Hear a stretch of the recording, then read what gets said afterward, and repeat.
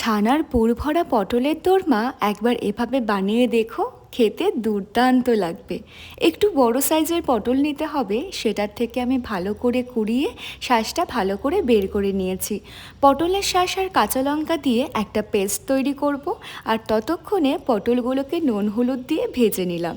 এবার সেই পটল ভাজা তেলের মধ্যেই পটলের শাঁসটা দিয়ে তাতে জিরে গুঁড়ো, কাশ্মীরি লঙ্কার গুঁড়ো, একটু চিনি আর স্বাদ মতো লবণ দিয়ে দেব, আর একটু কাজু কিশমিশ টুকরো করে ছানাটা দিয়ে দেব।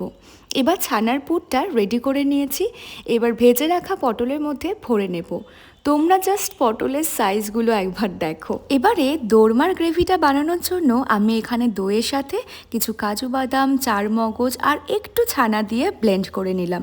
তোমরা চাইলে পনিরও দিতে পারো। এরপর তেলটা গরম হয়ে আসলে তাতে দিয়ে দেব জিরে, শুকনো লঙ্কা এবং গোটা গরম মশলা ফোড়ন। তারপর পেস্টটা আমরা দিয়ে দেব। এরপর জিরে গুঁড়ো, ধনে গুঁড়ো আর কাশ্মীরি লঙ্কার গুঁড়ো দিয়ে তার সাথে দেব হচ্ছে আদা লঙ্কা বাটা।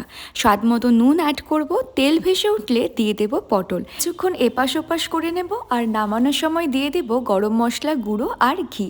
ব্যাস, গরম গরম ছানার পুর ভরা পটলের দোরমা একদম রেডি। রেসিপিটা কেমন লাগলো অবশ্যই জানিও।